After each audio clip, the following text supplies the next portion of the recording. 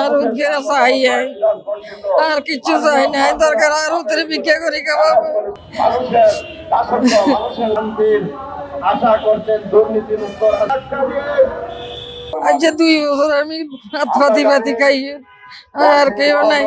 উত্তর বাবা মরে গেছে কই, আজ 28 বছর এই উত্তর দ্বারা দুগে ভাত খাইতাম, উদ্গের আটকে গেছে। কত কষ্ট হয় বাতে আনি না খাই মরি, আর উদ্গের আল্লাহর বস্তা দিয়ে এলাম না, মরি যাবো নইলে।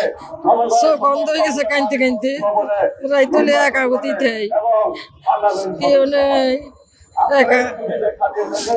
আর উত্তরে চাইয়ে সৌরা হোসেন নিশান, আজ 2 বছর। আর উদ্গেরে আনি দেন, আর উদ্গেরে আনি দিতে পার, আর উদ্গেরে চাই আর কিছু চাই নাই, দরকার আর উত্তরে ভিক্ষা করি খাওয়াবো। আর কেউ প্রধান উপদেষ্টা ডক্টর ইউনূসের দৃষ্টি আকর্ষণ করছি, আমার আব্বু সহ বাহরাইন জেলে আটকীয় বাহরাইন প্রবাসীদের মুক্তি চাই। বান্ডেল থাকলে প্রতি সেনমানিতে টাকা বাঁচবে। বিকাশ সেনমানি বান্ডেল কিনে জিতুন প্রতি লেনদেনে। বিরুদ্ধে আন্দোলন করেছে। আমার ছেলে আজ থাকে হইলো 8-10 বছর ধরে, কিন্তু এবার গেছে 8 বছর জেলে, 4 বছর। ওর বাবাটা মরে গেছে আজকে 2 মাস স্ট্রোক করে। ছেলে দিয়াতে উপার্জনকারী একমাত্র এই ছেলেই। এখন মনে করেন আমার খুবই জেলে অন্যায় জন্যই তো জেলে গেছে, তাহলে তার জেলে যাইতো না।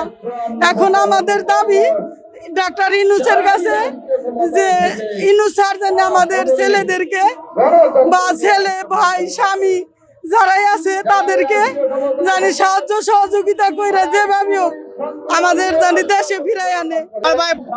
7 বছর হয়েছে গেছে, প্রায় 3 বছর হয়েছে এখন জেলে। এই সংবাদের মাধ্যমে একটা দৃষ্টি আকর্ষণ করতেছি যে মহান ডাক্তার ইউনূস স্যারের আমাদের এই বাইদের অনেকের আত্মীয় আছে, সবাইকে দ্রুত জেল মুক্ত থেকে চুরের আহ্বান রইল। বিভিন্ন মাদক দ্রব্য আছে পাকিস্তানিদের সাথে মিলছে, এর সাথে মিলছে, অপরাধ করে না, কিন্তু অপরাধের সাথে তাহলে সমান সাজা পাইছে। এখন অনেকে প্রায় 10 বছর, 5 বছর, 3 বছর জেলে আছে।